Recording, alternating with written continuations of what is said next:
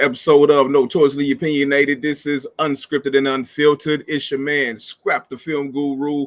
What's happening? What's up? What it do? Tonight, I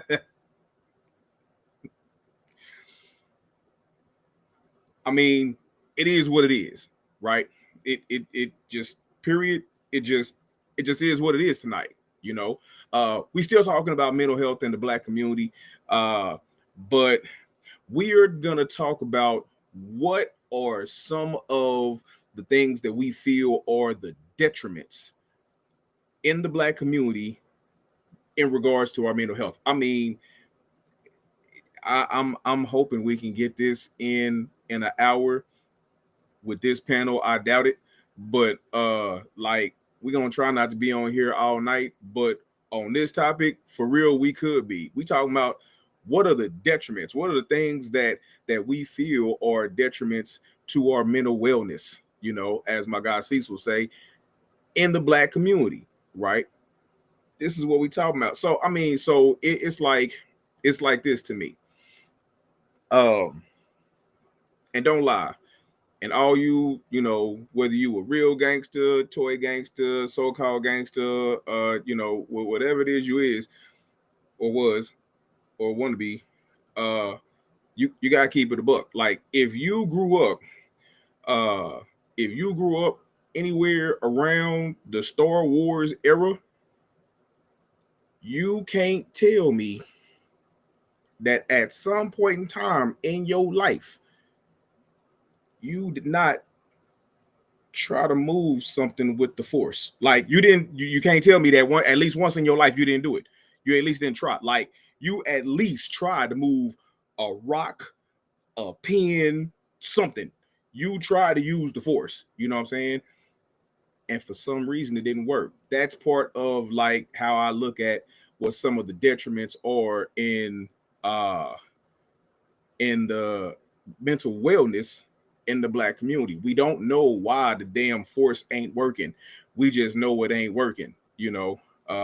So we're gonna get into it, and we're gonna try and figure out how we can make the force work for us in the future and get our mental wellness together.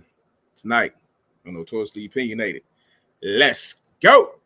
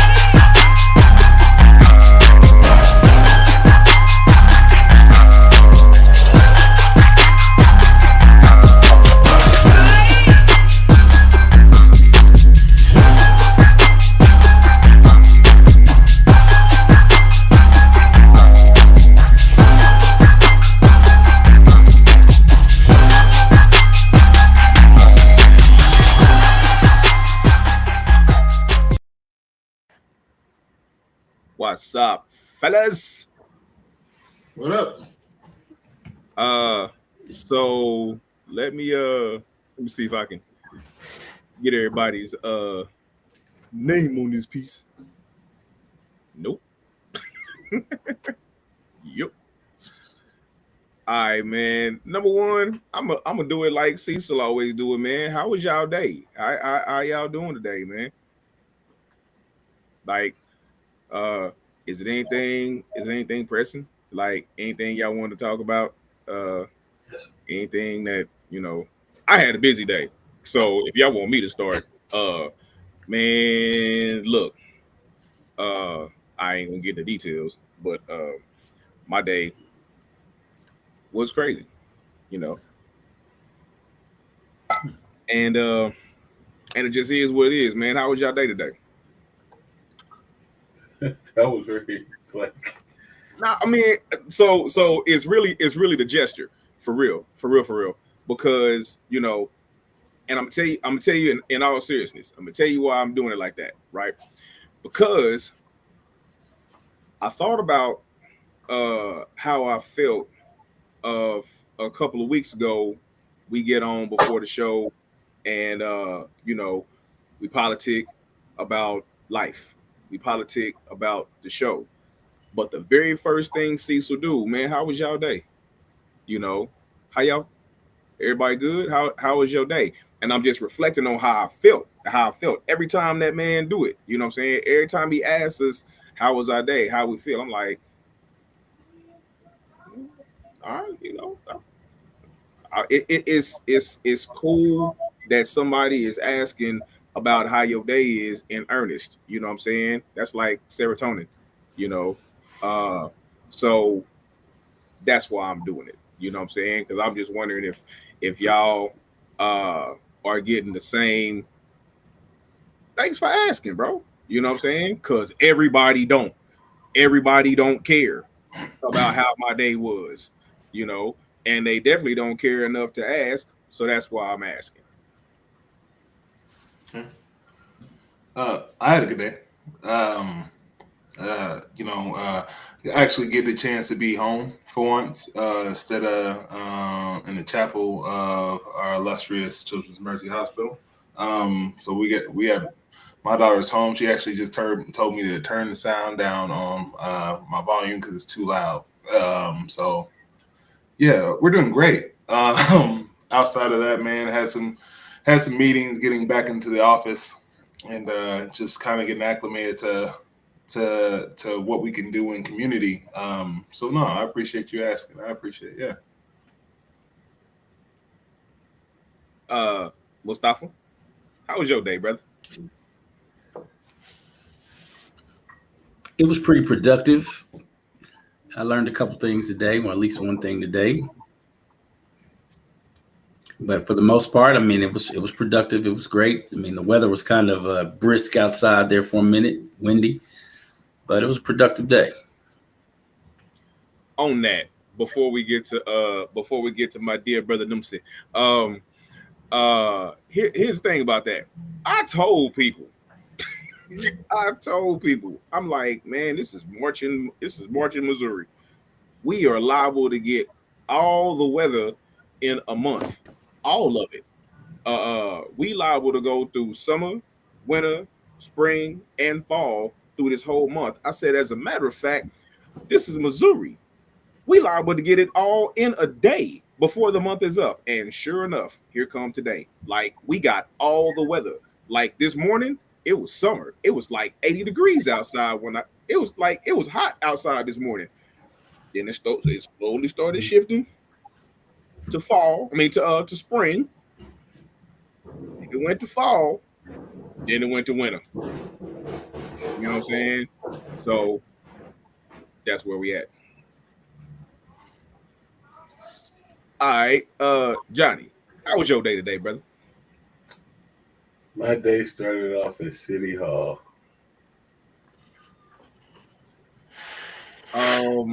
So I'm not gonna read into that because like some people love meetings. Some people love being in meetings all day and being down in city hall and moving and shaking and making things happen.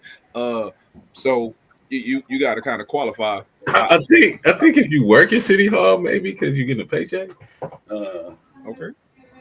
so yeah, you're excited to get up and go to work and make some money and then get a paycheck. Mm-hmm. When you were at City Hall, so at City Hall, you got a meeting. I think I was a little bit late because a whole another situation happened. So I'm in the Mm-hmm. car on the phone. Somebody else walks up late to my meeting with the city council person. That's all I'm gonna just say. I'm gonna just say city council person. So then we meet. Got to go through that process, and you there's a lot there to unpack and a lot of stuff that needs to get going. And the funny thing is, and this may not be funny, but if you know you in Kansas City, you know that there's a decision to be made at the city level. And so look, it was like, we got to make that decision. It's a lot of stuff going. This city council person, I was like, yeah. And they were like, I can't comment on it. And I said, oh, okay, I ain't got to know everything. I go to another meeting and I'm talking, right? I had a meeting right after that and I'm talking. I so happened to look at the TV and another city council person was on TV at that same time giving a whole statement. And I was like, what the so I texted her, I said, hey, you should probably watch the news right now. Somebody that made a statement already. So I did that at another meeting, whatever. So long story short, I actually don't even know how my day was. I would say it was cool, but my days are really weird. They're really weird. Sometimes I don't know exactly how to feel about them. And some days are great, some days are not so great, and then some days are like, I mean, it is how it is sometimes. Like last week, I came on this mug looking like Palpatine. You know what I'm saying? I came on this mug looking like the Emperor. I was not having a good day at all. In no way, shape, form, or stretch of the imagination was I having a good day. I'm having like, and then you got to compare and contrast. Like in comparison to last week, man, I'm having a great day. You know, in comparison to last Wednesday. So yeah, you saying that makes me think. Like, I think a lot of this depends, and this plays into your mental health. A lot of this depends on what it is that you actually do for a living. Like, outside of everything, like, what do you actually do for a living to play a tremendous role in your mental health and your mental well being, right? yeah, yeah, but I think more it's whether what you do for a living is something that you want to do for a living. Like if you like what you do, then you're gonna have a whole lot more fun at work than somebody who don't like what they do. And so that does kind of roll into what we're gonna talk about tonight, right? So tonight's topic we talking about what are some of the disparities that hold us back in uh in attaining mental wellness. What are some of the detriments to our mental wellness, right? uh and so we can start with jobs, right? We can start with employment. I was talking to Phoenix a little earlier, right? And we was about to get into a whole debate, but I was talking to Phoenix earlier about how I felt like, I look at other content creators, right? And it's like, well, yeah, they can figure out all of the new trends on TikTok and IG. That's their job. That's all they do. Like their primary job is to figure all this shit out, right? Versus me, I got a full-time job, not content creating. You know what I'm saying? So I gotta I gotta try to shoot videos, do photo shoots, shoot movies, all that on the side of a whole 40-hour a week full-time job. So I don't have the luxury of being able to just by trial and error because I'm making 100 videos a day because I got 24 hours to do it. We ain't got the same. I heard somebody's like, man, we got the same 24 hours in a day. No, the hell we don't.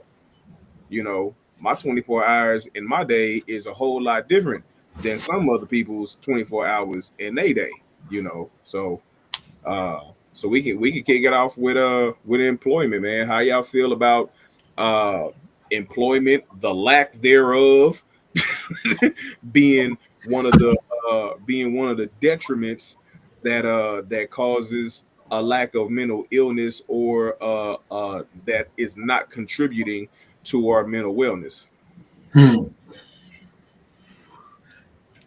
I started off thinking.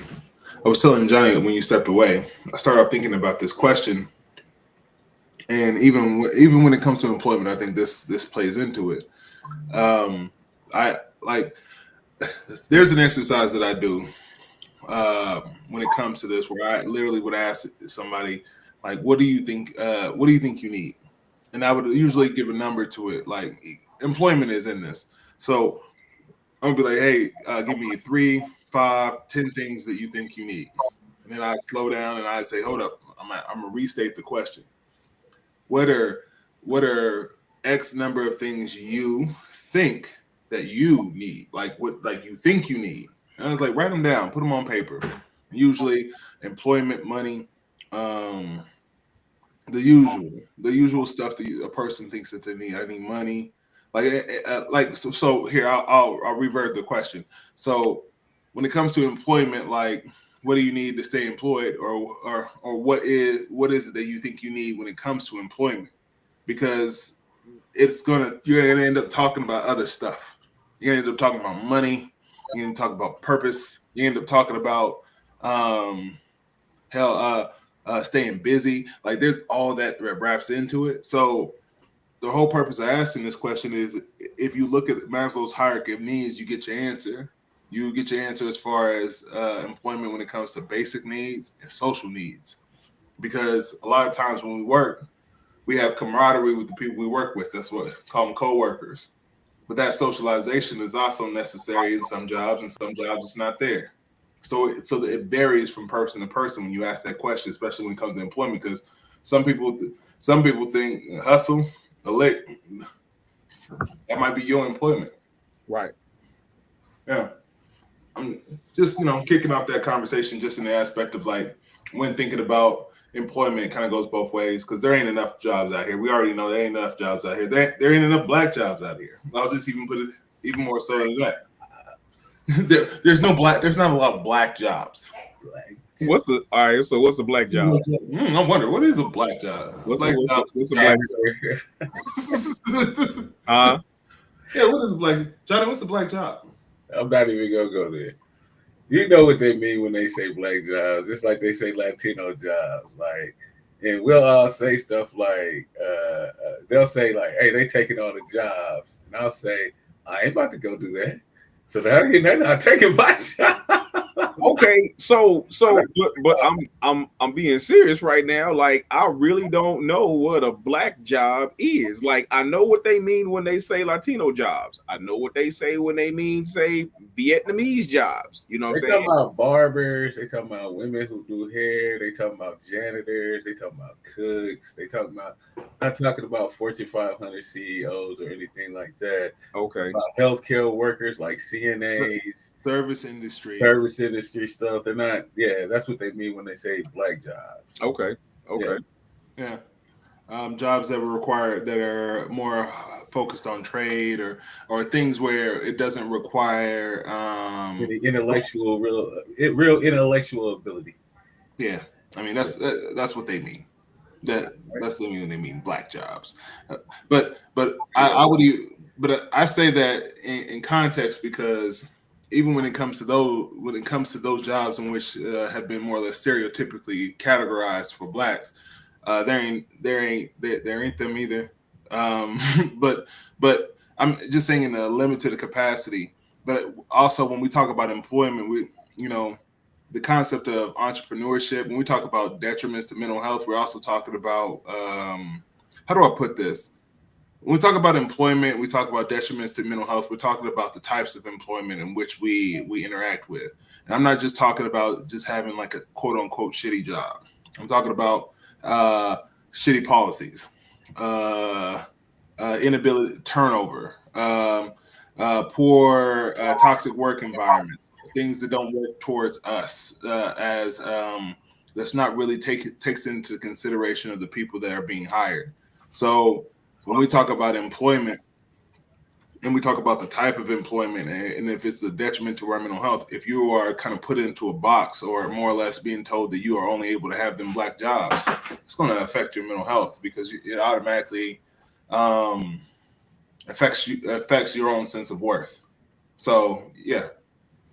And because I'm gonna say something about what you said earlier,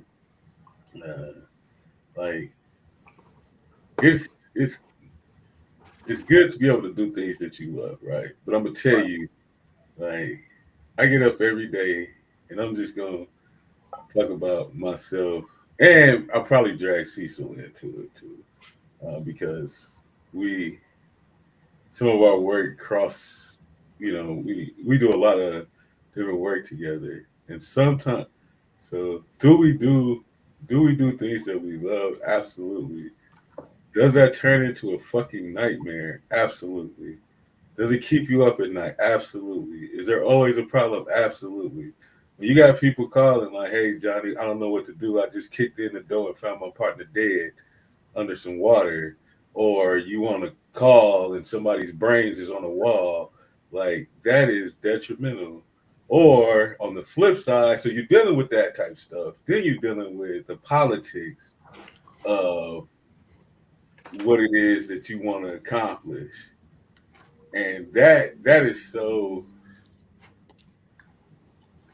It could be you could accomplish great things, or that shit could be fucking horrible. It could be a night. It could, and you still doing what you love, but it is some days. So and I'm gonna say this about myself.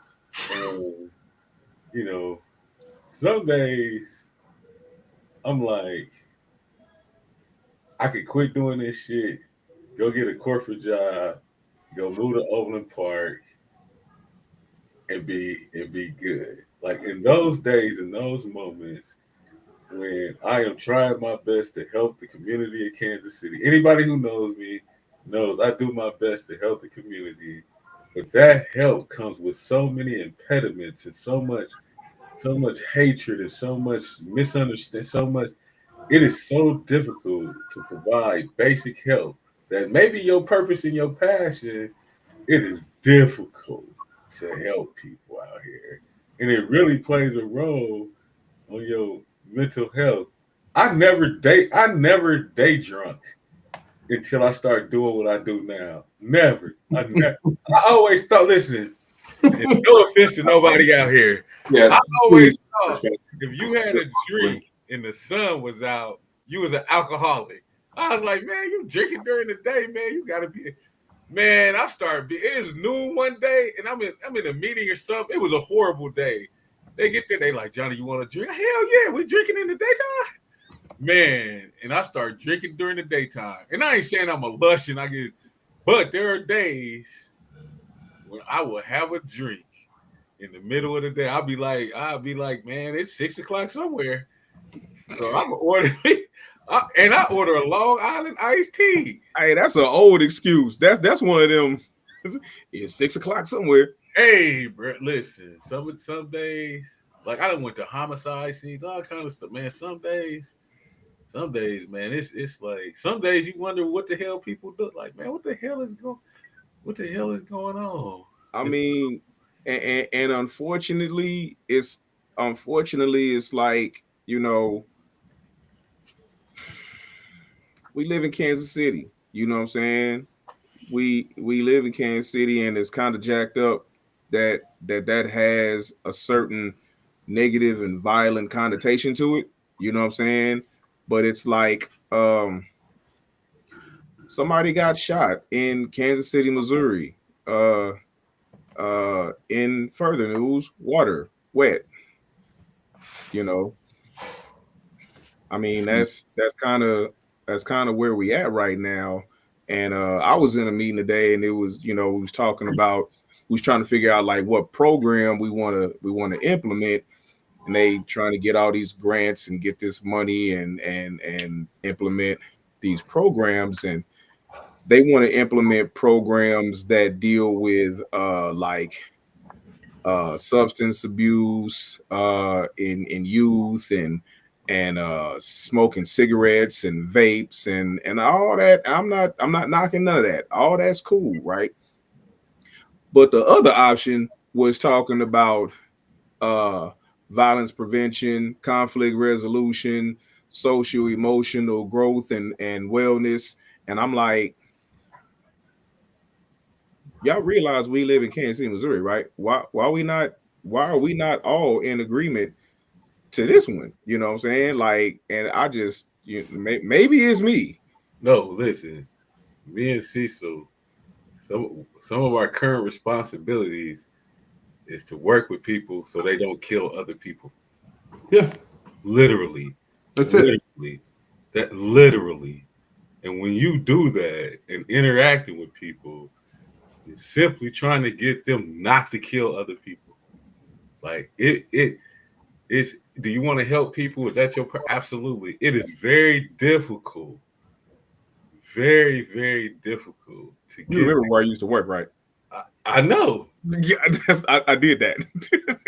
So I mean, You know, day in and day out and day yeah, in and day out and day in and day out, and you secretly wishing like for this change to occur, like this epiphany, this that aha moment when you see it in their eye, like aha. They'd be like, "Hey, cuz I'm about to go get the strap and slide on these dudes, bro. We've been talking. Why are we still here? Why are we still?" Then I gotta go have a drink during the daytime because I'm, and I'm pretty good at now. I'm pretty good at managing this. My phone rings off. My phone started ringing this morning at 4:17 in the morning. I told you that earlier, and I thought it was one of y'all that needed something, and phone started ringing at 4:17 in the morning. And again, it's about, hey, I'm in trouble, right? Detectives call me, police call me, prosecutor called me. I'm late to city. I'm late to the meeting, you know, because I'm on the phone talking to our new Jackson County prosecutor, right, on the phone outside of City Hall. Then I got to go up and meet and talk to the city council person, and so you know, it is. I think you know I'm not. I would never say anything about anybody's job because anybody's job, I guess, can have stressful issues. But I like it like if you look at firefighters and police officers, and so I'm pretty sure you know the rate. Like they have a higher tendency of suicide because of stress, mm-hmm. right? And so I think sometimes we do things that we love, but that thing that we love can actually kill us too. Right. Hmm. You know, it, I think you hinted on this a little bit too. I think employment has a lot to do with. We say employment, occupation. I say career. Um, I think it has a lot to do with one of the issues that we are touching on without necessarily touching, which is mindset. Because You one of gave the things, yeah, I mean, just straight up, just off how we address how our mindsets, how we meet our occupation, or what type of mindset we have. For example, um, Adam Grant, a psychologist, started talking about these different mindsets, these four modes of mindsets, and I think that as a therapist, I always take a scientific mindset, but there's the prosecutor's mindset, there's the politician's mindset, and there's the preacher's mindset. And a lot of times it's based on convincing someone that they're right, or more or less actually assessing what exactly we're trying to do here. Is your mindset to assess the situation, kind of grow, learn, hypothesize, apply the scientific method, or are you just trying to convince me you're right, or trying to convince me of what it is? Or the politician's mindset is to convince you that I'm right while I'm thinking something else, or the prosecutor's mindset is just to convince you that they're right based off of the facts presented, or the preacher's mindset is that I'm right based off of uh, an omnipotent being giving me the power to be right. Outside of that, the scientific mindset tends to be able to be more analytical. And I think that a lot of times the mindsets that we kind of go into these more or less the detriments of mental health, where employment can be based off the fact that you, like Johnny, you kind of describe what I call compassion fatigue. because as a therapist, I also go through like compassion fatigue, and that's kind of dealing in political spaces, or in what I would call the political theater. You can get compassion fatigue for a lot of very egocentric spaces, where a lot of what the premise is of the politician or the prosecutor's mindset is kind of saturated in that space where a scientific mindset doesn't necessarily imply. So we don't want to know the good, the bad, and the ugly. We just tell us the good. Don't want to hear nothing else. We just want to be able to get the information so that we can go out here and say that we're right, or based on quote unquote the facts presented, or let's skew the facts and make them alternative facts to be able to make sure that we skew them to be able to say that we're right. But it becomes more of an egocentric environment. And a lot of times that translates also into the common workplace when we have people clicking up at work, just toxic work environments, and how the type of mindsets that certain individuals with authority have in those spaces. But yeah, I think that it's worth venturing into looking at the mindsets of how we approach these things that we say that are detriments to what we do. And I got something else to say, but I'm gonna wait because I'm not gonna say anything else till Mufasa says some words. Mustafa. My fault. All right. How you feel So about? I haven't had the No, go ahead. Well, I haven't had the privilege to be into the social workforce at this time. I've been released, of course, 10 months and 9 days of today, and I work from home. I work for my company, and most of the times it's just like me here, so I got my job. So I don't have to deal with a lot of things that people in the outside world of employment or careers have to do with at this time. However, working from home can be a distraction as well because I'm right here. I work for my company. Of course, the job that I do is it's very beneficial, and it's also something with this finding housing for homeless people. However, phone calls, you have people that are like rambunctious. They don't understand. They speak foreign languages. They go through a whole bunch of different things. I'm trying to house people, but you're trying to sell me. So there's a lot of things that come with that as well. However, working from home, I don't know if any of you ever done that, but working from home, somebody comes to the front door, UPS, you stop, you do that. So most of the day, unlike someone that works, you don't have to have I can't say you don't have to have very much discipline. You've been distracted and you look at the end of the day and you say, hey, I was supposed to accomplish this, didn't, because I went outside to make sure that the dog got to pee and all these different other things that come about. Someone calls on the phone, you can turn your phone off, but after a while you look over there and see, okay, hey, maybe I want to talk to this person. So I really don't have the fatigue with regards to dealing with a whole lot of other people. However, still, there's difficulty even coming with that. And when you talked about mental anguish with regards to employment, working from home can be just as mentally anguishing as being out there in the real world. Because lots of times, just being here alone, I'm not being able to watch other people. I'm not being able to make a standard, or I make my own standard. And sometimes you think, okay, that's cool. You making your own rules, you do your own thing. I mean, I have a boss, everybody else, but I'm not able to see others and interact with others in a social setting. If I have a question, I have to pick up a telephone, dial a telephone. I can't just come over to Johnny and say, hey, man, what should I do in this situation right here? So I have to go and get on the phone, or I have to go Google some stuff or look on some, internet to do it. So it's rewarding in some ways, but in other ways, it's like, man, I kind of would like to be around people. Yeah, I feel you. That. So since you said that, and we talking about mental anguish, brother, I'm gonna ask you this question, right? Yes, sir. Because people always say like people look at what I do and they be like, you ain't got a schedule, you ain't got to ask nobody for no time off, you ain't got to. Listen, I wake up every day and I have to find the motivation to actually get things done. Because if I don't actually get out and do things, then I ain't gonna make no money. And so I know, like, working at home, because sometimes a lot of, like, I'm at home and my dumb ass, I'll be like, man, I did want to watch that movie. Or I'll say, man, I'm on this game like for an hour. Or I had tasks to do, bruh, I get super sidetracked. And although people look at it like, man, you get to get up and wake up at any time and this, that, and the other. But I'm like, shit. I look at Steve and I'm like, bruh, honestly, it is mentally challenging. I done said it before. What are you talking about? No, he talking about, man, I'll get up and be looking and I'll be like, I'll grab this remote right here I'll be like, man, I'm about to watch this. I done spent the night over bro house before.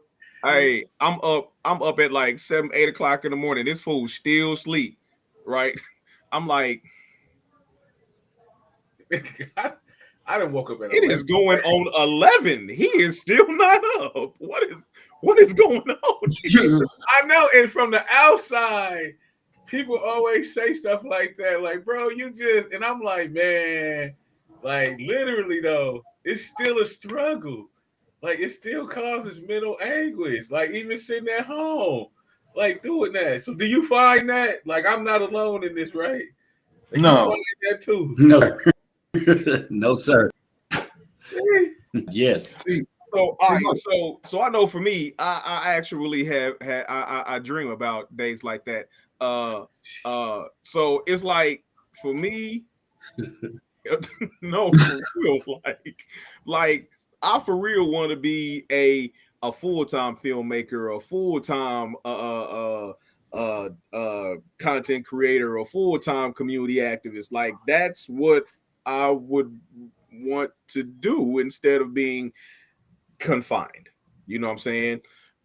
And so but I know me, and I know that like if given the opportunity to do any one of those things, I couldn't be asked to do it. I couldn't be asked to go from this to that today to tomorrow. Like I need a grace period. Like, can you give me like a 60-day like starting window to where I can still have the kind of day that I'm gonna have 60 days from now, but I get to do me. And then for them 60 days, all I'm gonna do is watch movies and play the game, and it's going.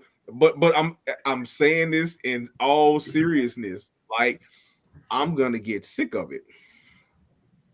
I'm gonna play it so much, and I'm gonna watch it so much to where I can't wait to get to this. I may not even need the whole 2 months. I might be done in a month and a half, and I start working on whatever it is that I'm about to start working on because I done got it out of my system. And once I get it out of my system, I'm good. I'm gonna say something about that though. Listen. Right. Yes, I understand all that. But here's the thing, though, right? Like, you'll find out quicker than that because when you start looking at your bank account and it ain't where it need to be, then you're gonna have to get off your ass. And it's one thing, and again, I'm not telling. It's one thing to go to work and somebody give you a job description and you fulfill that duty, and then they give you a paycheck. To waking up and having to just generate some fucking income. Like I literally sometimes have to get up and like generate income or I can't pay my bills. Right. And sometimes I think like now you couple that, and I'm a segue into so you couple that, right, with if you in a relationship with somebody who doesn't even fully understand that shit can be problematic. Because first they don't think you got a job for real anyway.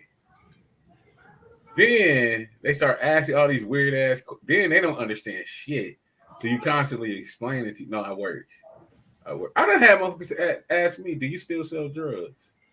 No, nigga, I have a job. What are you talking? Like this is insulting. Like I have a job just because, like just because. Well, I gotta be at work at 7:30 in the morning. Well, I'm gonna wake up at 10. Like I'm sorry. Like I'm sorry that I wake up at 10 o'clock. Like I don't know, but I'm a still. But sometimes I work till 4 o'clock in the morning. Facts. Right? You know that. Like sometimes I am up working till 4 o'clock in the morning. Facts. I will go to sleep and wake up and go to a meeting at 10 o'clock.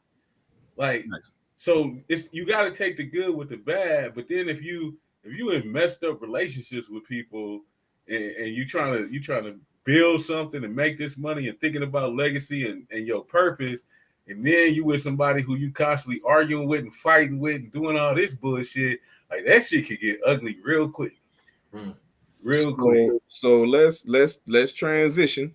Would and I do still want to talk about the financial detriment that could be one of the leading causes to our lack of mental wellness. But at the same time, like I heard Nur Muhammad say once that your choice in who you choose to spend your life with, other than your relationship with the creator, who you choose to spend your life with is probably one of the most important decisions you'll ever make in your life, you know. So when you are trying to accomplish something and you're with someone who does not see uh your accomplishments the same way as you do, that does not see your goal the same way as you do, how much of a detriment could that be in your life? Because you gotta wake up and get it, whether you gotta wake up and drag your ass to work, whether you gotta wake up and go and sell this jewelry cleaner, or whatever you gotta do. You know what I'm saying? Like do those things weigh against your mental wellness? Stop. Absolutely. If you don't know and understand your own purpose, and what you're in the world, why you were sent here, or what have you, then that can be an issue for you in mental. You have what do you call it? Cognitive dissonance within yourself. So you're not doing the things that you're supposed to do because you're out there chasing the buck and trying to get the money. You're not focused on the purpose and your reason for actually being here.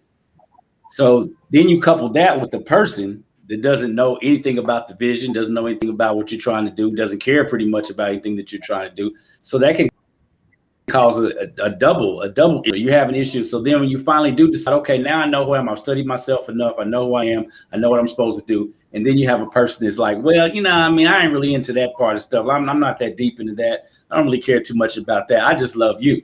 And so then it's just like the basketball player or the athlete that has to travel all the time. He's traveling here and there. He's got to have a different type of woman. He's got to have a woman that's going to be able to trust him when he's out in different cities with different women. He's got to be able to have somebody that's going to say, okay, when you lose, I'm going to cheer for you. When you win, I'm going to cheer for you. And so when you have a relationship with a person doesn't understand, doesn't want to support your vision, that could be very detrimental, not only to the relationship, but to your own psyche, in my humble opinion. Absolutely. You really want me to weigh in on this one? Because I'm going to go deep. I'm going to go real deep real quick. So, and go.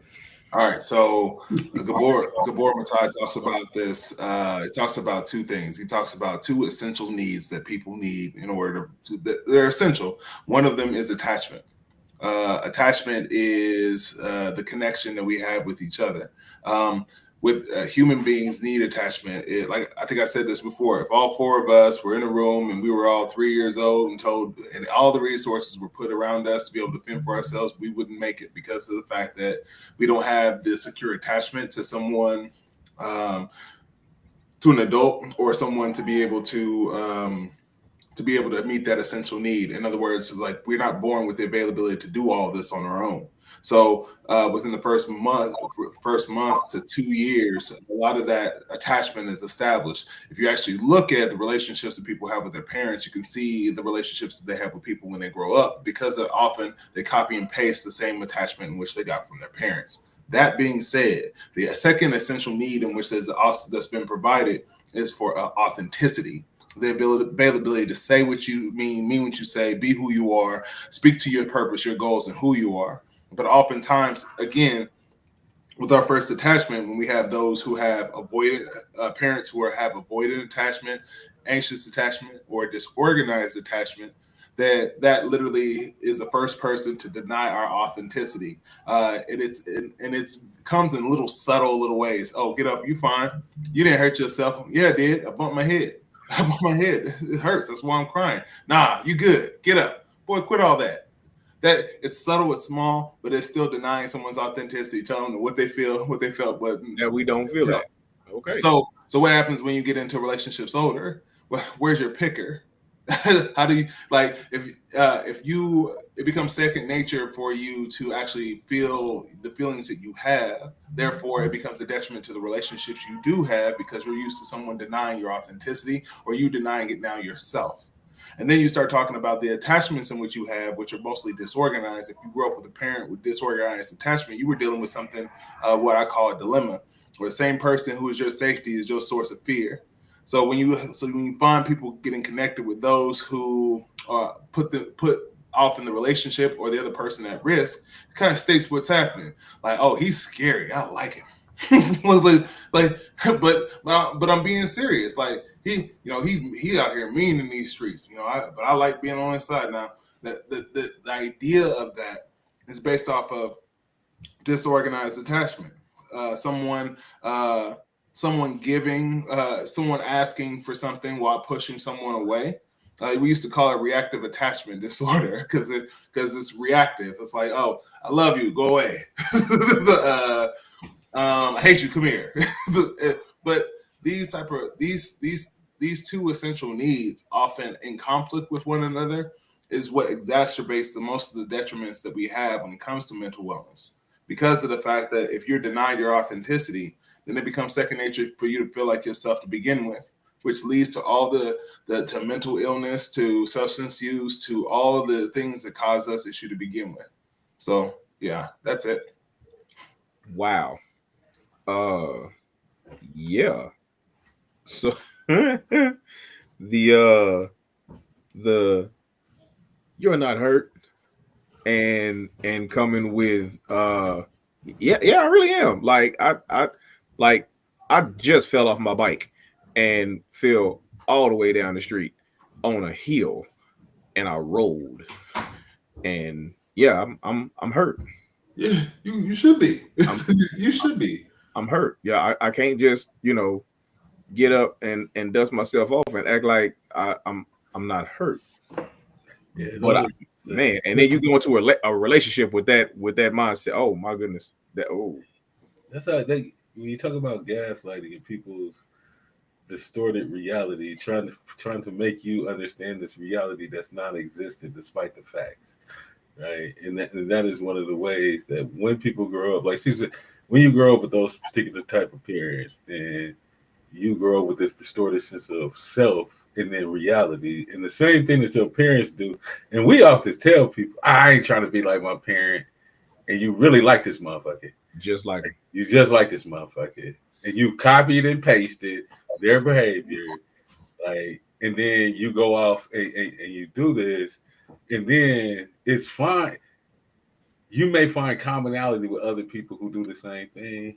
But when there's somebody like me who come in and be like, "Hey, that ain't right. that ain't what's happening," and it challenges that what you've grown accustomed to, these things, this mechanism. And from what I know about people who do that, they did it as children for safety reasons. They tried to be authentic, right? And I'm gonna say some stuff that people don't even talk about, but they were maybe a lot of people I see do this have been sexually abused, and they went and they shared that information. And like Cecil was saying, they said that they were hurt, and they were told that didn't really happen, and you're not really hurt. And why would you say that? Or they've expressed other things that were authentic to them, and they were told, no, that's not right. That's not really who. And then at some point, it becomes ingrained and instilled in you. And then you take that and then you pass that on to whatever interpersonal relationship that you're in. And, but like I said, other people are looking at you like, the fuck is going on? Like, you realize that is not reality, right? And so we've come up with this great term called gaslighting. I think that came out was in the 1950s. 1930s, somewhere around there. Okay, thank you, Cecil, for this. Based off of a movie where a husband was trying to get to. That is correct. Yep. Yeah. And so that is and so then we start talking about trauma. And so when someone is trying to manipulate reality, it causes you to question your own reality. Did this happen? Am I the one that's tripping? And so you'll sit there in your crib knowing the facts, knowing facts. Like, this is the fact of the situation. That other person, you get to thinking like, man, the fuck am I tripping? Is this really? And really it ain't. You ain't tripping. But that motherfucker got you tripping. Like, that motherfucker really got you tripping. And then that causes anger, domestic violence. You couple some gaslighting shit with financial difficulties. Somebody might get fucked up. And I'm not saying that it should happen, but I'm saying you start coupling these things together, somebody liable. And then the way that we even talk to each other, like, fuck you, bitch. Well, fuck you, bitch ass nigga. What you mix all of these things together. So you talking about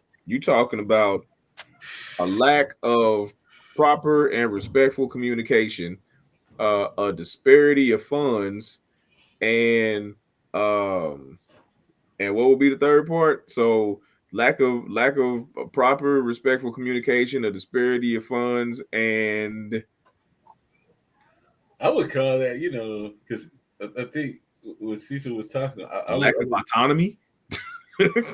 No, attachment disorder. No, a lack of a secure attachment. Lack of secure attachment. Because the way I put it is, I call it the bad picker. Like, because when you see people have like a series of relationships that kind of endure, I don't understand why I keep finding the same person. Like, why do I keep finding the same person? I'm not looking for them. Matter of fact, I'm actually avoiding them. But the thing is, there are characteristics subconscious to you that you are actually looking for.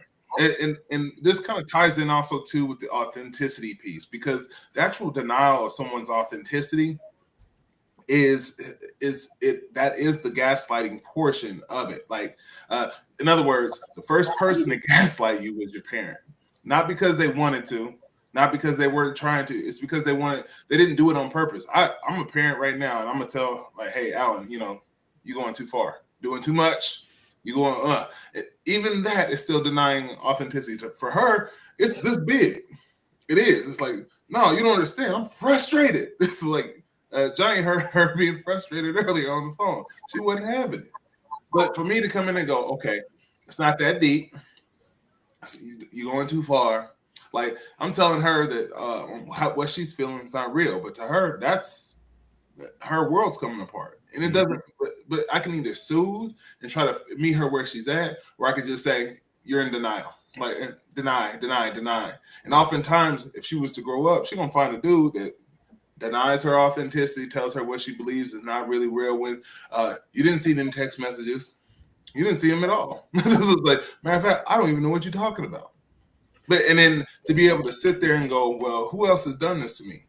Why does this feel so familiar, in the sense of, like, no, I gotta believe him, because the last person that I had this type of attachment with was my dad, and my dad was like, "This is the way it is." But I wanted to also point out that attachment disorder, those three places. There's anxious attachment, those who are so clingy, which will gaslighting you to be in a position. And then there's avoidant, those who will gaslight you in any avoidance of any real. And then there's the wonderful mix and the in between of I'm gonna do this to you this way, I'm gonna do this to you that way, and then you're just gonna be really confused about how you're moving and where you're moving. When we talk about that, that's what becomes the attachment disorder. But the real messed up part is the fact that that person literally struggles to find their authenticity because they don't exactly know who they are or how they feel. Yeah. And I'm gonna tie this into job and purpose. If your purpose so happens to be your job, so happens to be there to help people, and you have this subliminal thing or this subconscious thing to fix people, and then you're going to pick people who you need to fix, right? And then so when you tie all of this shit in together, it becomes this really, honestly, it's a fascinating thing, but in combination, it can become very, very toxic. So all of these things within this relationship can really be like, and then you see it explode. And that's how you can see people who they'll be like, man, he was a great dude. I don't know, man. He was so helpful. Yes, he kept trying to help people, and they were doing this, that, this. And then it at one point it explodes. And once we used to call it rage in the cage, right? Once you bust out that cage with that rage, anything liable to jump off. And then you find yourself, somebody's hurt, somebody's something, and then you find yourself wondering what the fuck just happened. Like, and like you said, Scrap, and I'm gonna let you speak on that. Like, then once you get comfortable in these toxic relationships, your ass have a tendency to stay. And what did you call it? Getting comfortable in you got a trauma bond, right? And so now y'all, man, fighting every day. This cyclical thing that you go through like a merry-go-round, and nobody wants to jump off the motherfucker, even though you know it's hurtful, it's toxic, it ain't right. You motherfuckers still like this, and then when you finally jump off, or the person finally jumps off, the other person is highly confused. What is going on? Why are you doing this? This isn't fair. This isn't like, bro, you finna make me. And some people can leave. Some people hurt that other individual, or some people simply take their own life. It's true. Does anybody want to touch this? I do. I've been reading it for a minute. I agree. It is the aura you let off that is what attracts people with the same characteristics. That aura is manifested throughout your life and through the relationships that you endure. So a lot of your relationships, your interactions with people, all kind of cascade upon themselves to the person in which you're meeting with. So the reason why I start off with saying like it's about the attachment, where attachment starts, because attachment theory by John Bowlby literally kind of talks about how we get connected as far as having our needs met. I could even go into the actual aspect of what we would call drive psychology, which is what are the biological drives that kind of contend with society. Oftentimes, that's where we see domestic violence as well, or when we see those who have been, even those who would be considered the abusers, don't necessarily know that what they're doing is abuse because of the fact that is what is common practice to them. But that speaks to the aura in which people kind of meet, where other people meet other people at. And it's not so much as that even somebody can be manipulative, but rather don't have the emotional capacity because they never were able to grow it due to the disorganized attachment they had with parents or previous relationships. That once entering into that relationship, it becomes it can become a conflict where we stay in a relationship longer than we need to. We negatively give away our power or negatively take that power back because there is a positive way of taking your power back or positively giving your power away. But it's often those things that come out of what we would call trauma bonding, even conscious or unconscious or subconscious, because a lot of times a lot of individuals until they enter therapy don't really know the trauma in which they've actually endured through the relationships that they've been in. A lot of it is based on subconscious and unconscious. So when you talk about aura, you're talking about all of it. You're talking about the conscious, the subconscious, and the unconscious going into a relationship, which is the reason why I say when I talk about your picker, I'm not talking about just what you're looking at, but what you're feeling. But what's the vibe that people are putting off? Ooh, he's putting off a vibe. And that vibe may be familiar or may be attractive to the biological drive in which you had. But your nurture, or more or less how you have attached with others, will also play into that. I'm not saying that it's always going to be clear cut and we're all going to just magically symmetrically fit together. But I think by having the conversation allows places to open up in those relationships, especially when there is that conflict, where we may see that somebody who has experienced trauma in their life, or they may struggle with the concept of being able to take responsibility for any of their actions whatsoever. They may believe that you're talking in semantics when you're being very concise and to the point. And oftentimes, that person who is unable to do that, who may be also suffering from disorganized attachment from who they're often called a narcissist. And then we kind of just coin them with that word without actually diving deeper, because narcissism tends to be based on our self-image, which every last one of us has some. But it's only when we actually try to talk about the actual aspect of it being a disorder, where those narcissistic tendencies or symptoms are creating a lot of conflict, or not necessarily going along with the societal norms in which we see them. I don't know. There's one thing that I do want to bring up before we get off of this topic, and even before we wrap this episode. So I kind of want to bring this up, but I also want to make sure that we get to, because we're talking about a lot of problems, but I want to talk about some solutions too, right? But before we get to solutions, like what would be the clinical name for a hero complex? Savior complex. I mean, that's it.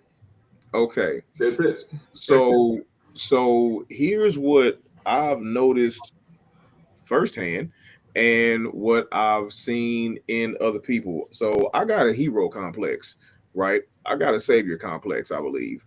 And it's because and you know, I've heard it said before, I have a hard time telling people no until I get pissed off. When I get pissed off, I tell you no in a heartbeat. But until then, I'm still being kind, you know. But at the same time, I'm trying to not hurt nobody's feelings, but two, save everybody. And but the problem with that tends to be everybody ends up being saved but me, right? I'm the one that got everybody out of the burning house, and then I die in the fire. You see what I'm saying? And so, and I'll see, you know, it's not just a scrap problem. It's not just a scrap issue. You know, I see the corpses of a lot of different people in that house that burnt up too. You know, so like can you address those of us that got savior or hero complexes? It's a like yeah, Cecil can address it, but I'm gonna say this though, and then I'll let Cecil address You're all that. Yeah. Standpoint. So when you start doing, I don't want to say, when you move up and start doing like community work on a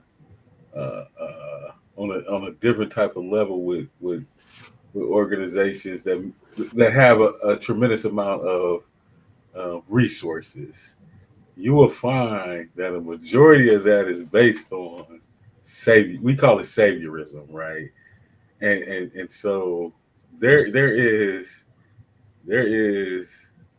you know, but for their saviorism is different than our saviorism, right? There's those with the resources available to actually, you know, change some of the dynamics. I'm not trying to say who. It's primarily, normally, it's people who have extreme amount of either financial wealth or large networks or some type of power that have decided that these issues that people face are their issues because in some sense they are a savior.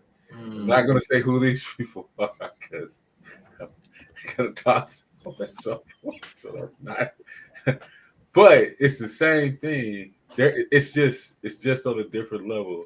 So while you're running in a burning house, they're going to send people. Same thing. They're going to have the same thought as you.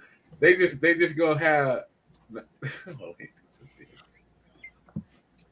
Is that a conversation for this conversation? I'm about to shut up and let Cecil answer. No. It's called white saviorism. Is what it's called. So people have saviorism complex, and normally it's white saviorism, and you will see this oftentimes. And it is a lot of people who feel like we need to save them.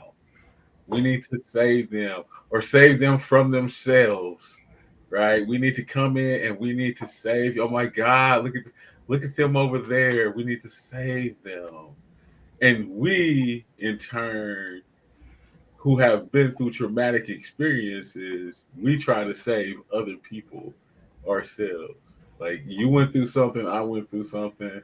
Obviously, my new brother who I just seen today, he's went through something. Mainly, we all been incarcerated, right?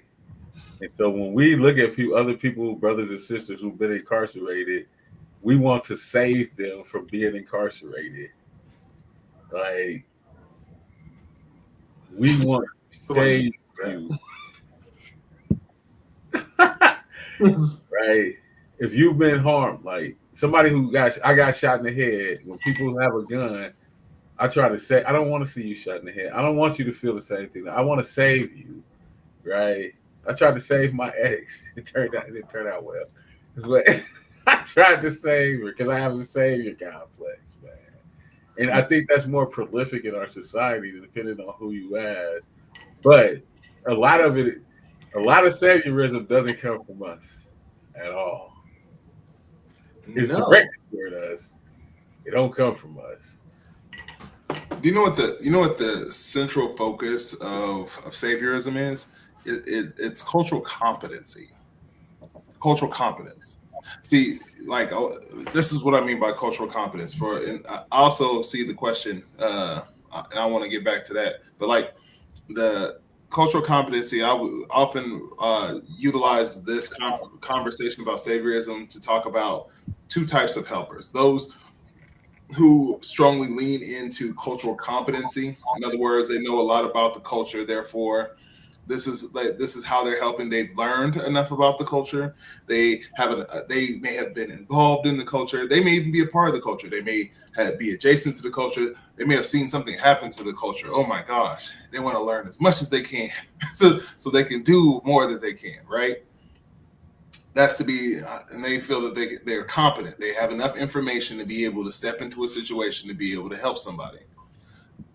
The trouble with that is the fact that they're not culturally humility. They don't have any cultural humility.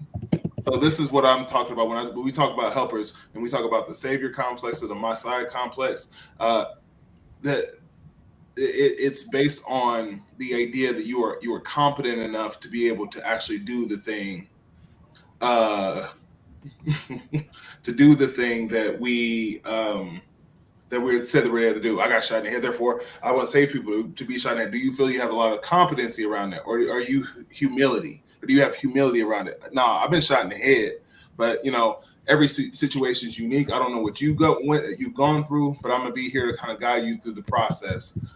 That's not saviorism. That's walking alongside somebody throughout that process. Whereas competency says, I'm the expert. Hi, I went to school and got my degree in African American Studies, and I feel like I can interject into every conversation that has to do with the Black community, even though I am very Black adjacent.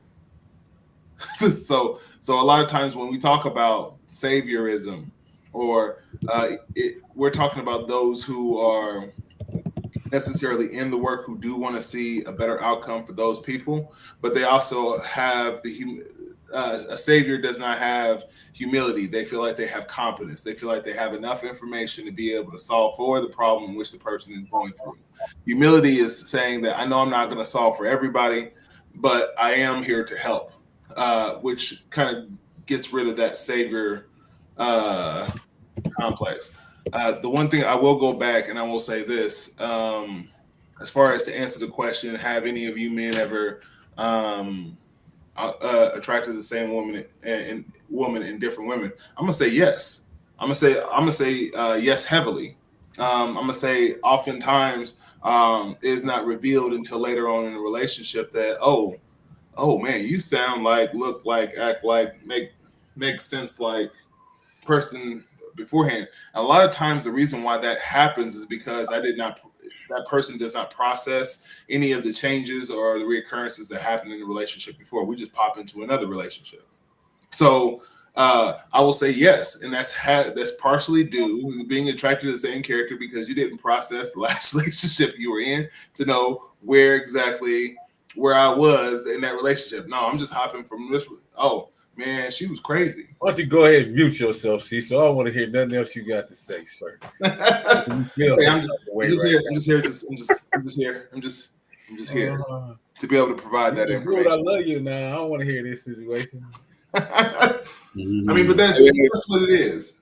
They say the truth is gonna be the truth whether you like it or not. He's like, hey, turn that down.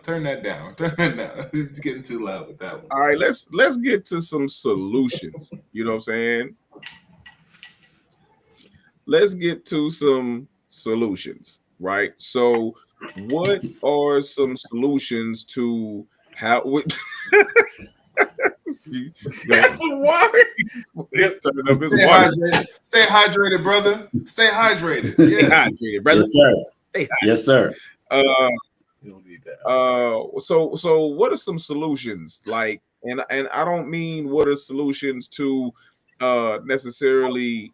Well, I guess I do kind of mean some solutions to being a better picker, but like, what are some solutions not to your financial woes? You know, like get up, find some motivation, like Johnny said, and go get it. You know, or go get you some gainful employment. Like I ain't talking about that necessarily. What I'm saying is mentally. What are some tools? What are some things that we can use to progress our mental wellness and not digress or regress our mental wellness?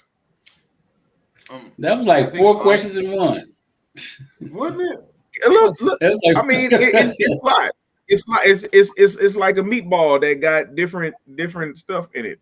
You know what I'm saying? You just you put it all together, and then you toss it out there.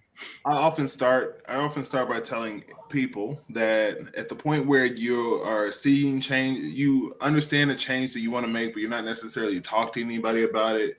Then it's time to start journaling. And the reason why I say it's time to start journaling is because cognitive processing therapy, which can be self-induced, is the availability for you to be able to process some of the things you do, like being able to actually do what we call shadow work, where I'm going to sit here and write. I'm going to write with a pen. I'm going to make sure that if I make any mistakes, I draw a line through the mistake. I don't exit out or try to just get on another page. And then I take the time to be able to go back and process what I was, the mindset that I was in when I wrote it. Because oftentimes you'll find little things in your subconscious that comes out in what you're trying to say. And I'm talking about just free writing, like, hey, this is what happened to me today. This is the situation I went through. This is what me and my girl were talking about. And this is where I feel like, and you could have a whole argument in there, be in there just scribbling, like, no, wrong. And she was wrong. And this is what happened. And to take time to be able to put that aside, allow that to come off, and then come back and reread that and process that, and you start to be able to highlight some of the things that you noticed that you didn't really that wasn't necessarily brought to your consciousness while you were even writing it. You're sitting here writing about things that how you felt, or even so much as information you may have missed or things you didn't listen to, even after you've had a conversation. But the idea of being able to just journal and be able to start the process of processing your thoughts and your feelings and your emotions and not being avoidant of them. And the reason why I say writing them down is because often expressing emotions don't happen here. Like oftentimes the majority of individuals are more reluctant to express those emotions, and then usually I'm not talking to myself, I'm talking to somebody, and usually I'm talking to a person who has those biases or has some skin in the game. I can go and tell my partner, like, hey, bro, this is what happened with me and my girl. He go, yo, bro, dump her. Dump her. And the thing is that you haven't done the processing enough to know exactly the context of what you just told him. Because you just told him just your perspective from your angle. And then look, and then you end up staying with the individual. Oh, man, I realized I was wrong. Your partner over here looking at you like, bro, what you doing? You told me she was all, as far as I'm concerned, I don't like her no more. And the thing is that you didn't process. You talked in a heat of passion, and you didn't go through the processing of being able to do that. So before I say anything, do anything, move or anything, let me go ahead and process kind of how I'm feeling, what I'm doing. Let me put this down. Let me readdress this. Because if I can take the time to start that, then you are creating a new pathway in the brain that allows you to start to respond instead of react to things. Mm-hmm. Mustafa, what you think? I want to take a little stab at this. So we use the cliche so much, opposites attract. However, we know that likes attract likes.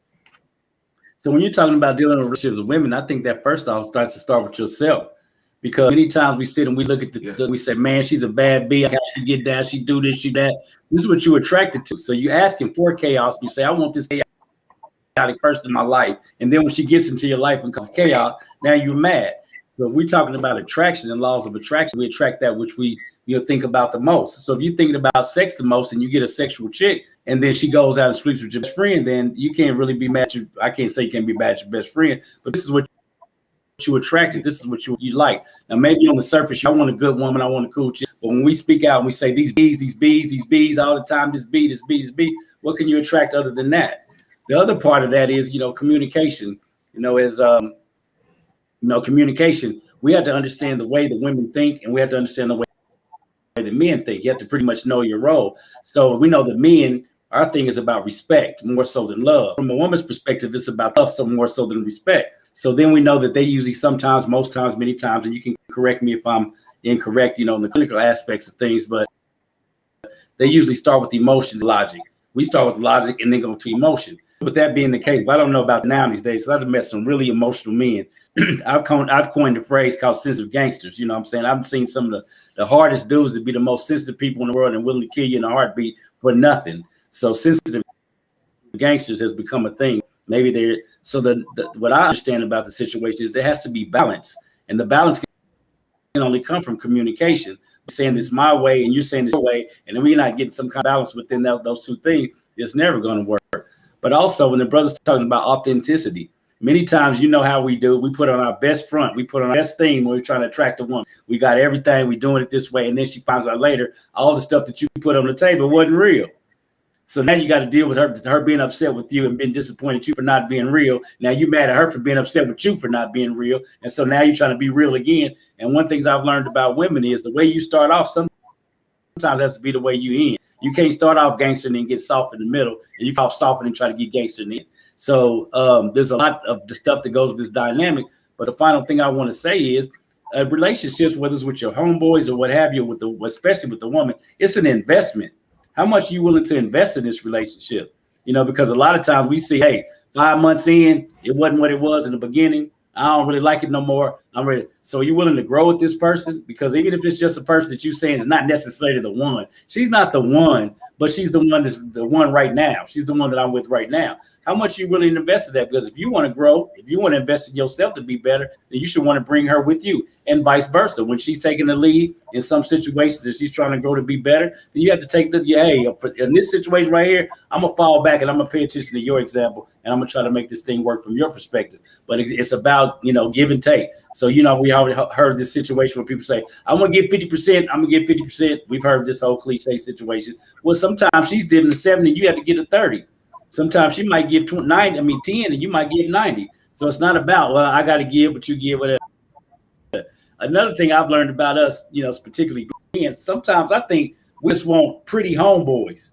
We want our woman to act just like our homeboys act. We want to be able to do the same things that we do with our homeboy. We just want to be pretty and have. So, we understand, again, roles. What is the gender the vibration is truly about? You have to understand all these type of things. It seems like a lot, but it goes back to investment. Are you really investing in this? If you just try to hit it and split it and get it, then, that's something different. But if you're really trying to have a genuine relationship that's about growth, you got to change some of your standards. She might have to lower some of hers. That's all. Is it wrong for just a partner with a vagina? Is that a bad thing? I mean, if you expected her to act like a man, but just that's the issue. No. What are you saying? I want you to act. I just want you. Come on, brother. Can we be friends? I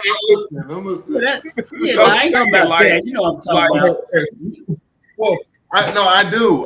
So I got the answer to this question. So listen, look. So Freud, people give Freud a really bad rap. Sigmund Freud. But on this really one, no, I mean he do. Because he talked about incest taboo, but people don't really understand what the incest taboo is. Incest taboo is the fact that it's the conundrum in which all relationships face. The whole the quote. What is it called? What's the quote? I can't think of the quote. A lady in the streets and a freak in the sheets. In bed. Yeah. So that's the taboo. That's the conundrum, because your brain and her brain literally are not wired to be like, if she's a mother figure, I'm sorry, it's gonna be a little bit hard for you to imagine that mother figure being able to do that thing. If she's cleaning she's cleaning a baby's bottom, you're not watching her bend over. That's just it. Your brain is kind of like that. It does not compute. That being said, the question of the homeboy with the vagina, yes, that's possible. But the whole purpose of being able to make the discernment of what type of relationship you are and the roles that's being played has more to do not with roles, but more to do with values. And you hinted on it in a sense of, like, for example, love. Love is a value. Men have that value, but the expectation is different. Respect. All four of us have respect as a value, and I promise, if each one of us go through the definition of it, it's going to be different, especially when it comes to making sure that value is not projected onto you from me, where I go, how I expect you to respect me is that you're going to look me in the face when you're talking to me, or something's going to happen to you. That's me projecting my value of respect onto you. Oftentimes those relationships, that's kind of where we get into the whole concept of actually kind of putting up a face is projecting your expectations, or giving the other person expectations that are not necessarily realistic. They're not realistic expectations. Okay, thank you. But that's kind of the issue. The one thing that I'll say is the solution. No, it should be on it. It should be on it. Like, hey, I don't care what you're doing. It's not that important. But the one thing that I would say is a solution to what we're talking about is working on one's own psychological flexibility, being able to identify those values, and then identify an expectation that you have for yourself in those values, and then sharing that with somebody else, sharing it with the person that you like. So if you want intimacy, that's how you define it, and the expectations you have for it. Because off top, intimacy just means connection. And the thing is that people would feel type of weird. I'm like, I have a real intimate relationship with the people I hang around. You're like, you talking about your boys? Yeah. It's gonna sound weird, because what I'm saying is, like, we connected. Like, my brothers understand what my values are and my expectations of self. So that cascades also into a healthy relationship with any partner that you have, to be able to actually be able to identify those values, and then having that discussion about what expectations I have from me when I show up. That allows the psychological flexibility of the relationship to bend and not break, because of the fact that you understand what my expectations are. Because even if I have limited expectations in love, if you know where I'm at, then you can meet me where I'm at. But oftentimes that's not the case. Oftentimes is the estimate. I'm going to project my expectations onto you, and not necessarily tell you what my expectations are, so that when you cross my expectations, then I'm blowing up, and I never told you the reason why. Right. Yeah. Communication. Johnny, give me your give me your solutions. Like, give me some solutions to some of the things that we've talked about tonight. Yeah. So I think everybody's touched on this. So I'm gonna say same thing. Like, do some introspection work on yourself. Like, there's a bunch of tools out there. So I'm not just gonna say do some introspection work. I'm gonna say, and I said this earlier because it came up in one of my organizations for some of our guys who are on the corner. It's learning the difference between internal and external locus of control, right? Doing things like understanding like the a Jahari's window, right? Or doing things or saying like the serenity prayer, right? But more importantly, learn when to to walk away, right? Like, learn when to walk away from situations and learn how to say no. Like, I said this earlier, and I think this has a lot to do with it. Whether it's a woman, whether that's at work, whether that's with your friends, whether that's learn how to say no. And I go every year. I speak at Rutgers University on networking, right? And then afterwards, there's this panel, and they ask me questions about how to network or how to move up in your career or this, that, and the other. But they also ask me like, how do you like manage and navigate these relationships when everybody is pulling you? And I tell them like, you need to be able to say no. Like, even if you got to go home and practice in the mirror and say no, even if you got to go and call one of your friends and practice saying no. Like, I would have to call Cecil and be like, practice on the phone.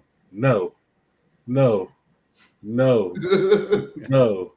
When you see that nice looking big booty chick, Nope. no. Right? When your friend call you and he on that other stuff, no. Right? Like, we have to we have to begin to value ourselves, right? Know our worth, value ourselves. You are absolutely correct. I really do need to take a vacation. Who is that, Courtney? I appreciate you, Courtney, because if you knew all the things that I had to go through every day, I really do. And again, learn when to take a vacation, learn when to get away, learn when to He said that. disconnect from social media, learn when to stop answering emails and taking phone calls. Like, you have to begin. You really have to love yourself. Begin to pamper yourself, love yourself, do some journal, do all of these things, and educate yourself. Interestingly enough, and I'm gonna end on this note, Cecil brought up Sigmund Freud. I don't believe people even understand how impactful him, his daughter, and his nephew were on America and what it's become, even in this political climate right now where people are feeling these emotions. A lot of this came from Sigmund Freud. And a lot of the things that he talked about is, and just be completely honest, is how they've shaped America and how we consume products, how we consume politics. People like Cecil are the reason why, and I'm not saying Cecil specifically, but people like Cecil are the reason why America is the way that it is right now. So educate yourself, right? And so those are some of my. But I did a Jahari's window. I would recommend anybody do a Jahari's window because sometimes people see in you what you can't see in yourself, and you need to know that particular information and take a vacation. Courtney, whoever you are, bro, I appreciate you all day. I can't take a vacation anytime soon, but I plan to take a vacation at some point this year before I enter my doctoral program. Shout out to Cecil, We got into his doctoral program too, my guy. That's what's up. So you're gonna have to put Dr. Johnny Waller Jr. and Dr. Cecil Watry on here at some point. So shout out to my guy. Appreciate you. And Likewise. so after all of this stuff, we will take a vacation, and maybe I'll even go. I'm gonna do something that demasculates. I'm gonna go get like a massage and what is that, a pedicure or something, or manicure or. I'm just looking off his face. Look at his face. He's like, Oh, stop him. Yeah, I was just watching his face. I recently got in trouble for getting a facial. So go ahead. I know, because as a man, if you say facial, Yeah, that just throw motherfuckers off. What happened? Right. Facial? Fuck you. Right. Oh, facial. okay. Right. Oh. Luckily, I was speaking to a woman, but go ahead. Yeah. Right. I think we need, as men, and I'm just saying this as men, I think we need to do a better job at understanding women. We have an expectation that women should understand us, but we don't take the real time to understand women. Like, and there is a fundamental difference between men and women and how we perceive and how we look at things. And my key thing going, I think, like, I have a lot of speaking engagements this month. Like, we have this public safety thing on March the 21st.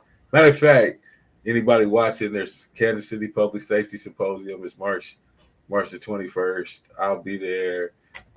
April 9th, there's a huge event by the Junior League, and the Junior League is a women-led organization. It's one of the top events for the year. It'll be on April 9th.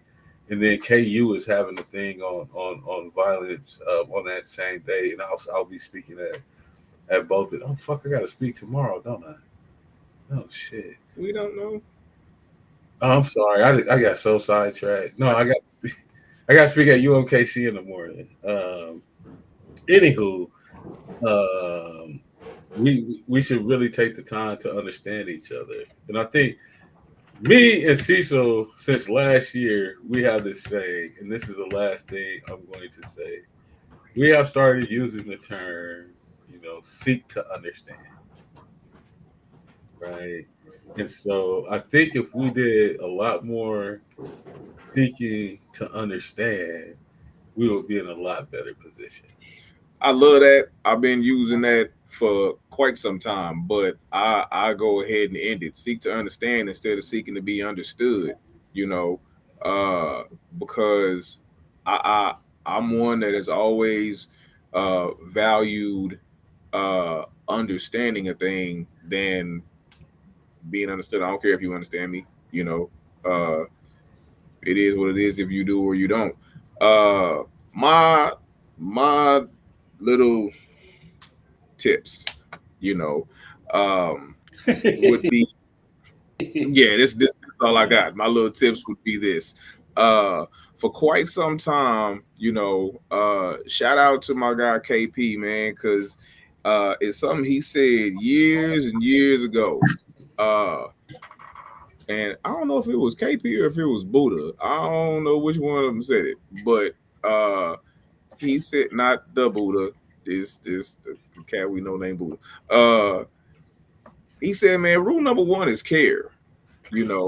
Like if you don't care, then like everything else that comes after that really don't matter because you never cared. So that's my thing. Like, care more about the things that you say you care about. Number two, I believe that while I completely agree with making sure that we understand women, we got to understand yourself first. If you don't understand you, how, Scarface said it in a song. It's like, I don't love me. How the fuck I'm gonna love you? So, you gotta understand and know you first. Work on you first. then you can kind of venture out and get to know other people and learn other people, but work on you first and then worry about everybody else. Control what you can control, you know, Prayer. control what you and stop tripping about what you cannot control, you know. This going back to what Johnny said. Um and it's something that I really kind of grasped on here lately, which is decide what's worth your energy.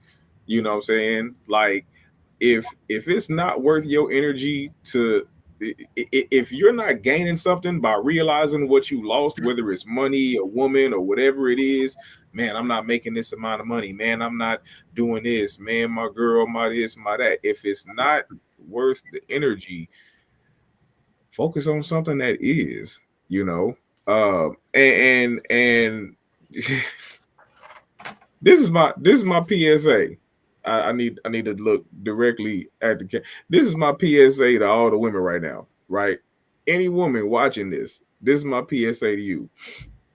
Uh if you happen to be with a man, be around a man, come in contact with a man that at any point in time is vulnerable with you, don't blow it.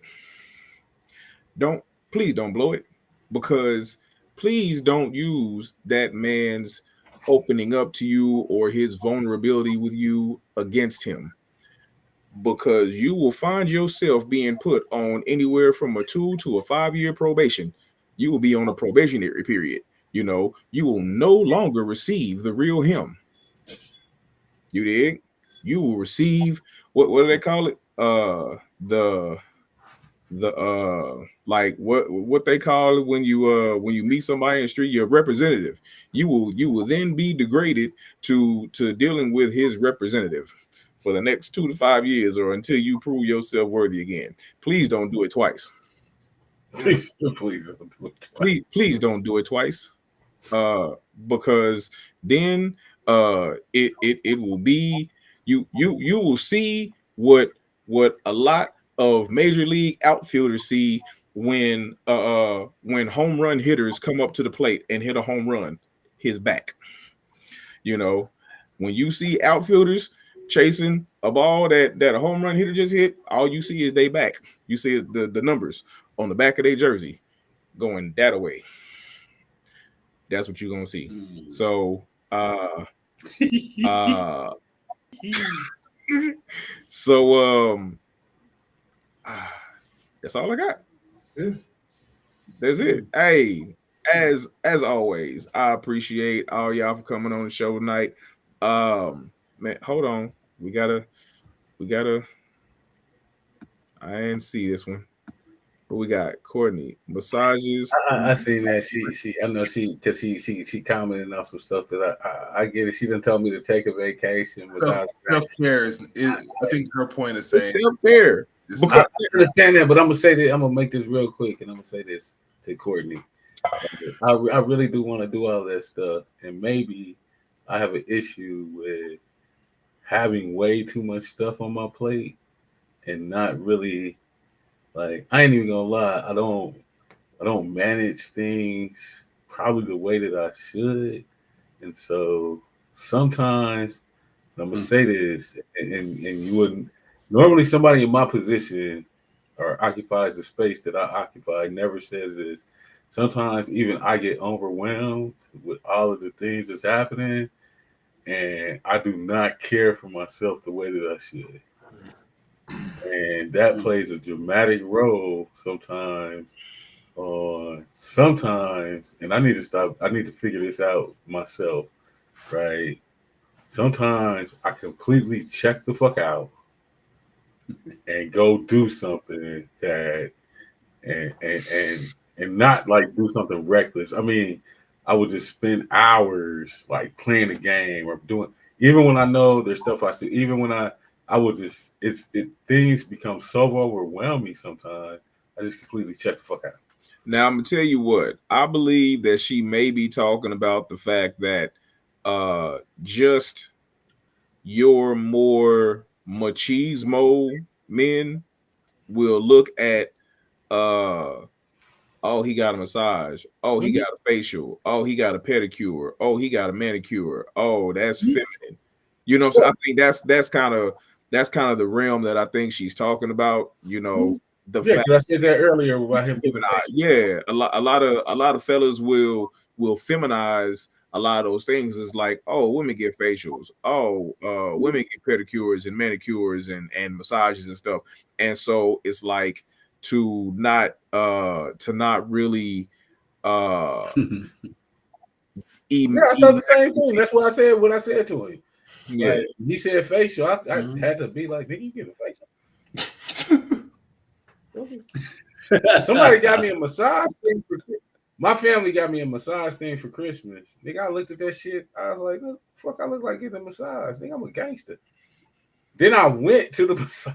So I go to the massage, right?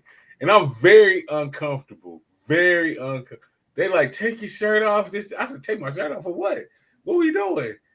And I laid on the thing and they put a towel and shit. And I was like, man, what the fuck is going on? That shit had me so relaxed. No, nigga. No. My bad. I was thinking about me. Not that first one. Not that first one. Nigga, it was only one, bro. I ain't never went back. I wasted that whole $250 gift certificate, whatever the fuck it was. I was like, I'm cool, bro. I ain't finna do this. I'm good. I remember the first time a girl touched my feet. I was like, what you doing? She said, I'm about to do your toes. What to my toes? They my toes. They just put in shoes. And I walk. I don't need you to do nothing to my toes. Look, like, I need a massage right now. I can't, man. Listen. I feel you. And I understand. My back hurt. Like, for me, like, you know, it's always been to me, my daddy, and this is my trauma. My daddy was very clear on what a man did and a woman did. And if you did something that wasn't in what he said is a man shit, then you was all kind of other situation. You bitch ass nigga, fuck around with you. You don't do this. This is not how you. That's not what a man is. And so he's so ingrained that into me. Like anything that I do that even could be like cool, like I get real uncomfortable. Like, and then I have to think in my head. I start thinking about gender roles. Like, wait a minute, is it okay? Am I allowed? And this some crazy shit, right? Am I allowed to get a massage? Am I allowed to get my nails done? My nails be fucked up sometimes. I need a motherfucker to do these motherfuckers.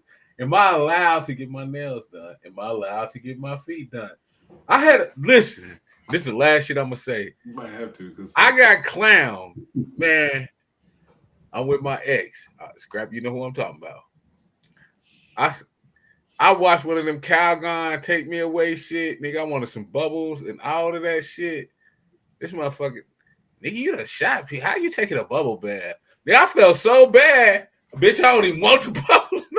Put that shit in the trash. You done made me feel less than because I wanted to. I wanted to just take some. I wanted to be in the bubbles, right? And so it be shit like that. That shit ain't cool. Now in retrospect, I'm like, if I want bubbles in my goddamn bathtub, put some bubbles in it takes us a while to unlearn some of that programming that we have that's what I would call based in survival. Just in the sense of how to navigate the world. Your father trying to help you navigate the world in the best way he saw fit. Yeah, and then kind of coming in and seeing the world with your own eyes and getting access to it and understanding that some of this stuff is, it is uncomfortable. Like, and I put it into this context because self-care starting out is uncomfortable, especially if you've been programmed to think that it's not anything you're supposed to do. But like, you ain't supposed to like take care of yourself. This is how you take care of yourself. You don't take care of yourself this way. So then we find new ways, and we start to look at like, is this based on gender roles that of how to getting yourself taken care of, like aromatherapy? Is like things like this? And please understand, especially for Black men, we like a lot of what we've learned is traditional paradigms that are saturated in survival. Other men trying to teach other men what to do to be able to kind of navigate society and navigate other men. That being said, being the fact that we kind of on the solution tip, because I'm gonna have to go, because I'm pretty sure I have a 13-year-old waiting on a stare for me right here, staring at the back of my neck. But self-care has to be the thing that is radical for us as Black men. In other words, yes, right now I think it's something that we consider to be taboo. I do. Just in the sense, what was they calling niggas? Metro. What was the term? Metrosexual? Yeah. Yeah. And I think that the strong emphasis of actually being able to look at what does that self-care look like? Like Scrap, I think you hit it right on the head, just in the sense of what is it to know yourself, not to know exactly, even some of the upbringing that you brought up or some of the things you've been taught. What is it to know yourself enough to know where you kind of land in and how you're going to be able to take care of you? Because some things serve us, but not all survivor skills translate to living skills. Right. Let me go before I get snatched off. Go. Love y'all. Talk to y'all later. All right. Be your Peace best. out. I'll let you tomorrow, Cecil. Yeah. All right. Hey, as always, hey, thank you, Cecil. Mustafa, Jay, man, I appreciate y'all for coming on the show. To everybody that stuck around this whole time, I told y'all I wasn't gonna be able to get them off here in no hour. I told you at the beginning. Who you tell that lie to? I ain't tell that lie to nobody. I told everybody I wasn't gonna be able to get y'all off here in no hour. Nigga, I'm gonna take me a bubble bath. I said that in the opening. Hey, what's that shit? What's the Calgon thing? What they say? Calgon take me away. Calgon take me away. But I told him in the opening I wasn't gonna be able to get y'all off of here in no hour. I was just trying to get it under 2. But until next week, man, I appreciate if this is your first time tuning in Notoriously Opinionated, welcome. If you've been rocking with the kid, welcome back. Tune in next week. Same Notorious time, same Notorious station, 8 p.m. next Wednesday. And until then, peace. We out. Get your facial, Johnny, man. Get your facial now.